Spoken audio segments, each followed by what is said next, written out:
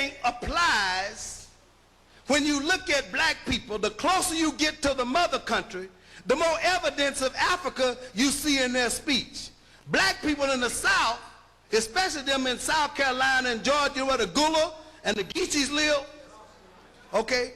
There's a brother who's a pediatrician at the hospital where I work. His name is Ernie Smith also.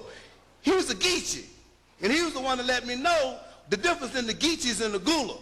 Okay, but I want y'all to invite him out here so he can run it down to you. Be sure to ask him, okay? But y'all have heard of the Gullah Islands and the islands off the coast of South Carolina. And you've heard of all the people out there in the Caribbean. That doggy crazy man, no fire. That doggy crazy had no fire. What is that doggy crazy had no fire? That dog is crazy. It doesn't know fire. That dog is crazy. You know no fire. If you are where you better cover on.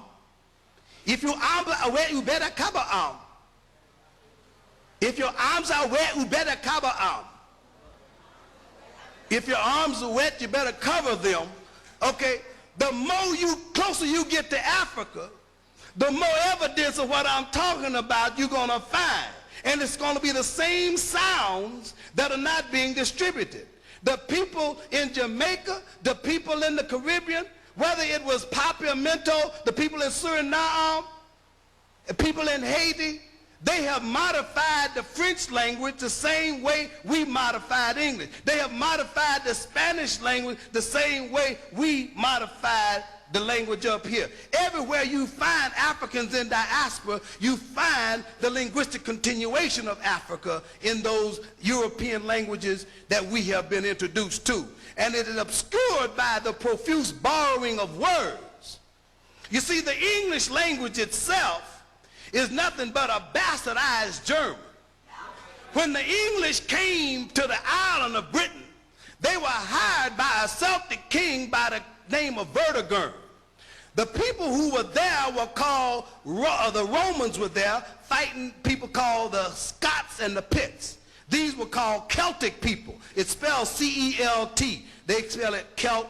These are Irish, the Scottish, the Gaelic, the Welsh. Those are Celtic people. They're not the same as your Germans. Your German people are your Dutch, your Danish, your Swedes, your Austrian, and your English people. The English came from Germany as mercenaries, hired by this Celtic king Vertigern to help him fight the Romans. And when they ran the Romans out, the Germans kept coming and took over. The word English is derived from the word Anglish, A-N-G-L-I-S-H. That's where English comes from. The Anglo-Saxons who came from Germany speaking English, a dialect of German. This was in 549 A.D. They stayed there and they were dominating everything until 1066. There was a Frenchman by the name of William the Conqueror who brought the French army in from France, and the French began to dominate the island. The Parliament, the Catholic Church, all of the public affairs and diplomatic affairs were done in French. But the masses of the people on this island still spoke this English mixed up with some of this Celtic language. The result has been, if you look at any dictionary today, you will find that 90% of what is considered to be the English vocabulary comes from Latin and French. Look at any dictionary, Funkin' Wagner's, Random House, American Heritage, Webster's, I don't care. Look at the etymology of 90% of the words. You will see that the English language is nothing but a bastardized German. What do we mean?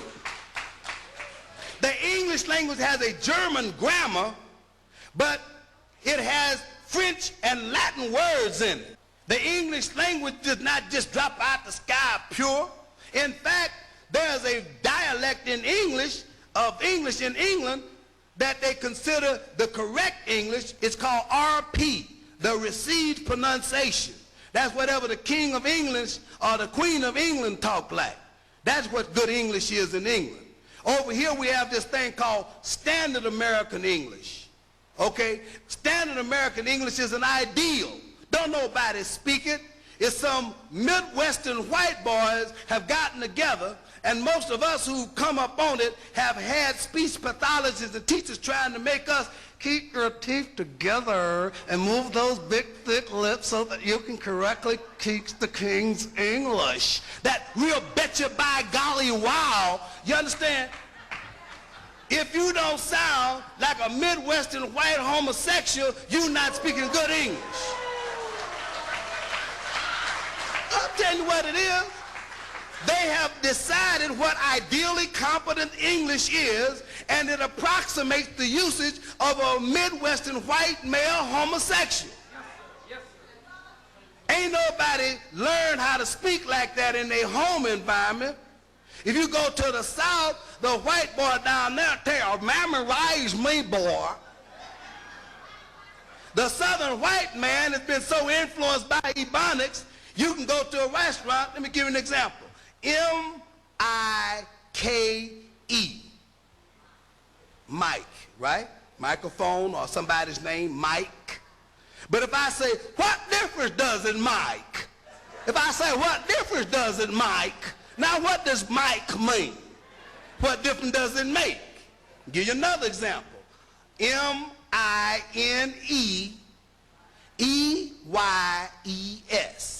Mine eyes, right?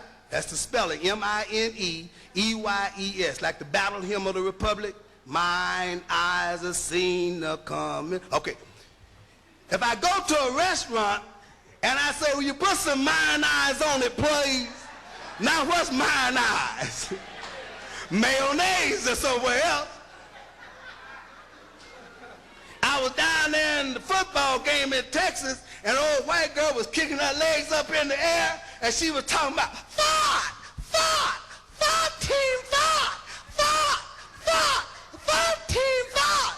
I said, well, they got some kind of secret weapon here. Yeah, she was saying F-I-G-H-T, but the way she was saying fight sounded like she was saying fart. You understand? Fart, fart, fart, team fart. You want a fart, boy? Okay. The Southern white man has been influenced by Ebonics. And so if you want to know why the Southern white man don't sound like white people everywhere else, he'll tell you, memorize me, boy. Okay? Southern Ebonics don't sound like Ebonics in New York, okay? But there's a thread that makes Ebonics the same. What are we talking about?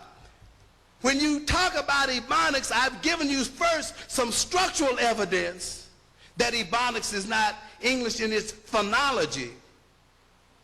But I said in the beginning that all language begins as a thought.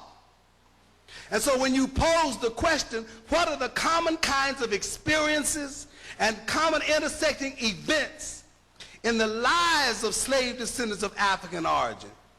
When you talk about the hell, degradation, and oppression, it don't matter whether you down south or up south. The common kind of experience is that you have been beat, kicked, raped, robbed, used, abused, made a tool and a fool for 400 years.